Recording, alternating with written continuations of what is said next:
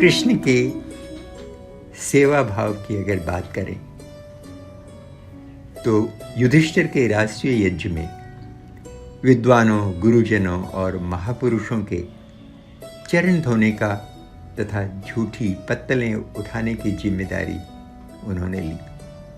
ऐसी विनम्रता, शालीनता, निर्भिमानता, सेवा, त्याग आदि के कारण राजसूय यज्ञ में वे प्रथम पूजा के अधिकारी बने। उनकी अग्र पूजा का प्रस्ताव करते हुए भीष्म पितामह ने उन्हें अपने युग का वेद वेदांगों का उत्कृष्ट ज्ञाता, अतीव बलशाली और मनुष्य लोक में अति विशिष्ट महापुरुष बताया है। महाभारत में श्री कृष्ण को एक हाथ में पांचजन्य शंख और दूसरे हाथ में सुदर्शन चक्र उठाए योगेश्वर पांडव साम्राज्य के निर्माता के रूप में दिखाया गया है। महाभारत की विजय के बाद श्री कृष्ण स्वयं राजा बन सकते थे, मगर उन्होंने युधिष्ठिर को राजा बनाया। यह त्याग उन्हें पूज्य पद पर, सर्व पूज्य पद पर प्रतिष्ठित करता है।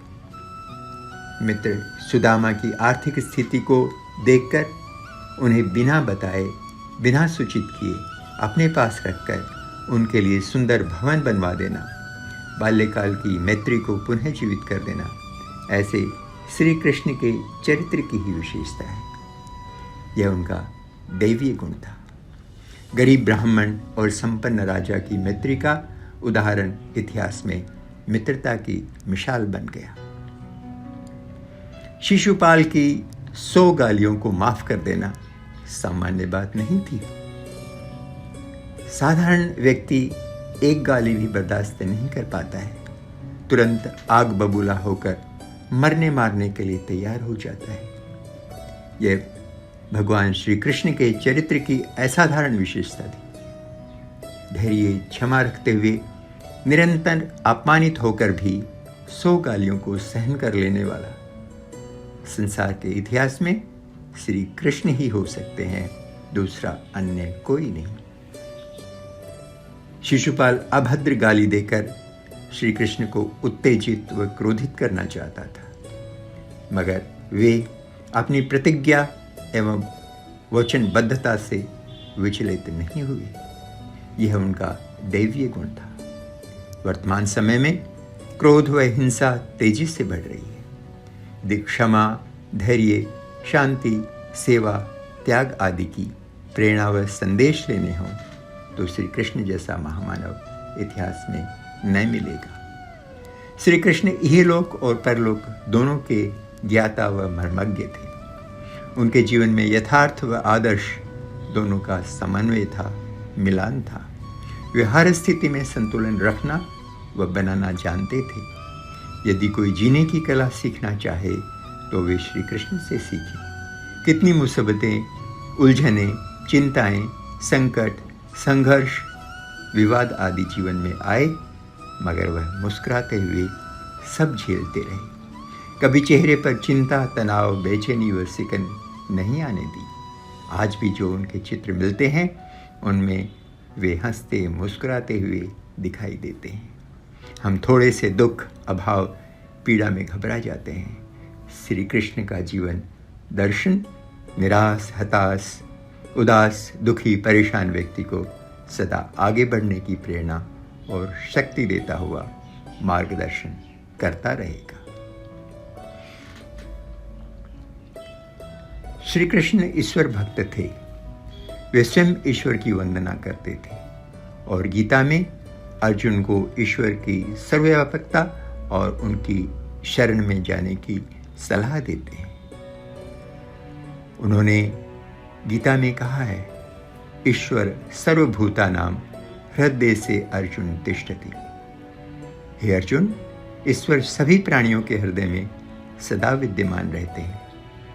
और आगे कहते हैं, तमेव शरणं गच्छ सर्वभावेन भारत। हे अर्जुन, सर्वत्र विद्यमान विराट प्रभु की शरण में जाओ, वही तुम्हारा सच्चा माता पिता है, पालक और रक्षक है। महाभारत व गीता के उदाहरणों से स्वतः सिद्ध हो जाता है कि श्री कृष्ण ईश्वर भक्त थे। उनकी दिनचर्या धर्मानुसार थी। वे महान आस्तिक व कर्मयोगी थे। प्रतिदिन संध्या वंदन करते थे। जब दूत बनकर हस्तिनापुर जा रहे थे तो महाभारत में वर्णन आता है कि मार्ग में प्रातः सायंकाल रथ रोककर संध्या वंदन किया करते थे। इस संक्षिप्त चर्चा में भगवान श्री कृष्ण का स्वरूप ऐसा नहीं है जैसा आज सर्वत्र दिखाया, पढ़ाया, सुनाया जाता है या जिसकी चर्चा होती है। झांकियों, रासलीलाओं में दिखाए स्वरूप से कृष्ण का जीवन और चरित्र अत्यंत उज्जवल व भव्य है। आज इस दौर से देश, धर्म, जाति, संस्कृति, इतिहास और मानवता गुजर रही है, उसमें मुरली वाले श्री कृष्ण की उपयोगिता नहीं है। इस समय संसार में सुदर्शन चक्रधारी राष्ट्र निर्माता, मार्गदर्शक, योगीराज श्री कृष्ण की जरूरत है।